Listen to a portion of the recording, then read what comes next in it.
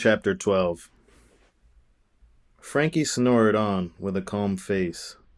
The room had cooled along with the rest of the house during the early morning hours. Hector fell back asleep. When he awoke again, the day was bright with the yellow light and blue skies of late morning. Frankie was awake for a moment, and then she was snoring again. Being naked in the downstairs spaces didn't sound appealing, so he slid out of bed slowly and got dressed. He rummaged the pantry and poured a glass of water. He tapped the button on the outdated coffee machine. It would be another 10 minutes until the coffee was ready, and he didn't want to leave Frankie alone for too long. But he also didn't want to awaken her by getting in and out of bed. The floor was cold as he walked barefoot out to the back hall, past the pantry and coal room, and unlocked the hatch to the back door before stepping outside to the lawn.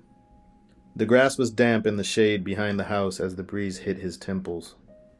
Hector's senses sharpened with the observation that the twinkling of the piano was undoubtedly floating out from the center of the trees across the lawn.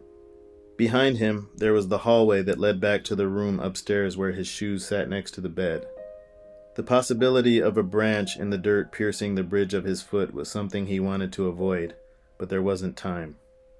It was reasonable enough to guess that someone from the Ocean Green staff would be there on the holiday weekend, but Hector couldn't identify a scenario that made sense for that situation. The playing got louder as he stepped into the wall of trees guarding the small meadow and the instrument. The sound of the notes and keys was relaxed, gliding with a rhythm like leaves floating in an easy wind. Hector recognized the rising and falling notes as Satie's Gymnopédie No. 1. Looking toward the stand-up piano and then down to the dirt terrain, he made sure to take careful steps between the stones and fallen branches. The staggered playing continued as Hector got closer to the opening in the middle of the trees. "Hello there," Hector said as calmly as possible to avoid startling the unexpected guest. Renee jolted into a locked upright position. He was wearing the same clothes, and his hair was no longer arranged as sharply as it had been the night before. "Whoa, what's up?" Hector asked nervously. "What are you doing here, man?" "Sorry, Hector," Renee stammered. "What'd you do?" Hector asked. "Nothing. I got back to my parents' place and I was walking up to the door and then I just couldn't." "You didn't see them? You didn't let them know?" "I didn't. I couldn't do it. I couldn't show up, Go through the event of coming home," he said before pausing. "They would have, started asking about everything. I would have had to explain all that shit with my girl on top of any Chino shit too. I couldn't do it." "What about any friends? You gotta have some friends that are down to put you up for the night or two, right?" "Yeah," he agreed. "I got a handful of really, really good friends. And they're the best, man. But it's the same thing with them as it is with my family. Plus they're gonna want to celebrate, like really celebrate. I want to celebrate too, but I just need to hear myself think before jumping into all that. I just need some time, I can't even remember the last time I was able to be alone." "I get it. So you came here?" Renee began nodding. "And not for nothing either, I really appreciate how much you and Frankie helped me out."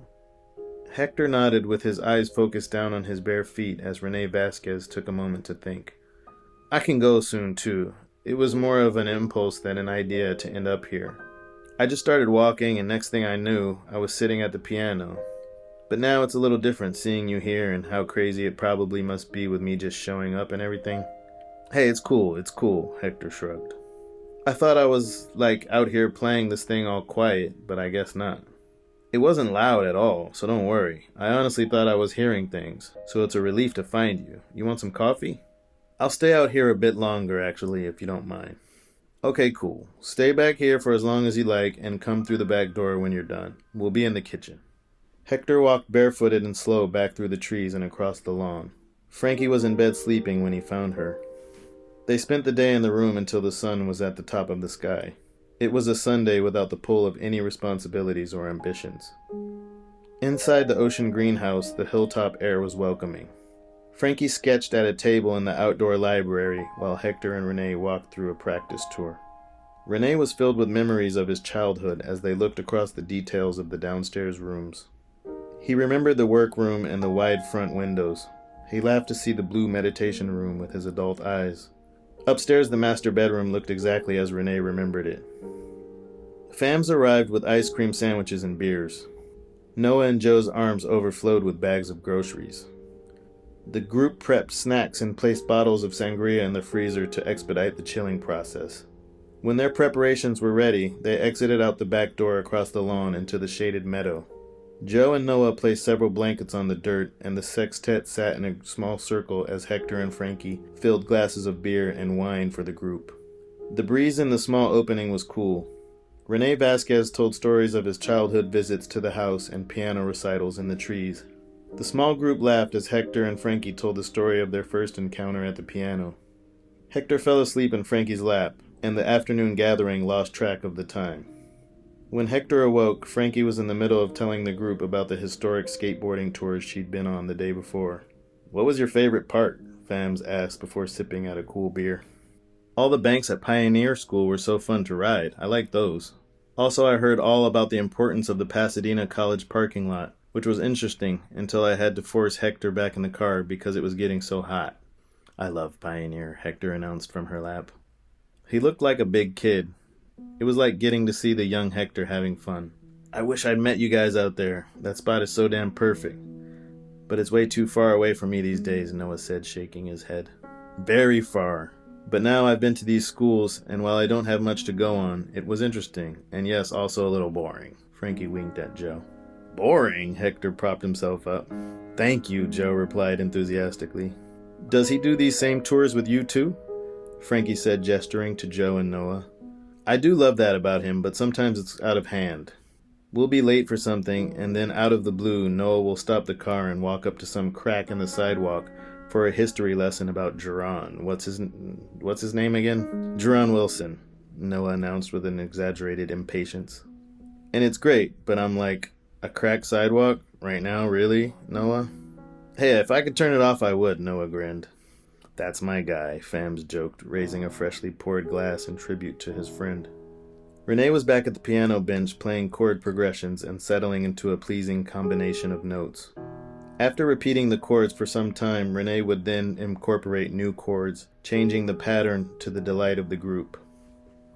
Morning doves began singing their songs with the oncoming sunset. With the dusk, Rene began to play a song that caused the group on the blankets to pause their speech and listen with recognition at first, and then with joy. Hector knew it was a tune by Beethoven, Für Elise. Joe looked at Frankie with wide eyes, and mouthed a wide and exaggerated, "What the fuck?" Frankie shook her head and mouthed back in response, "Magic." Hector laid his head back in Frankie's lap, and she leaned down to kiss him. The surrounding trees rustled as the animals of the night emerged for their evening hours. Rene's song came to an end, and the body of the piano vibrated for a moment, which was followed by the sound of a gentle wind in the branches and leaves above them. Noah began to clap, and the rest followed. "Holy shit, Rene, you had that on deck this whole time and didn't even warn us." "I didn't want to try it too soon and risk ruining it with sloppy hands. I could do better. Just need a little more time, but damn, that felt good." "Did they have a piano at Chino? Because that sounded perfect," Fam said, intending to compliment his skills. "Oh man, I don't even know. I wasn't doing much out there but drawing and sketching to pass the time. I wasn't doing any kind of art before Chino, but I think it saved my life," Rene said with an easy buzz from the sangria. "Everyone's experience is different, but sometimes I can't believe I made it out.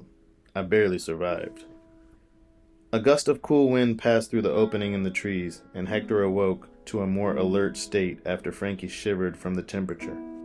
Joe and Fams walked to the guest parking lot to throw away empty bottles in the recycle bins. Frankie and Noah retrieved empty glasses and scattered plates.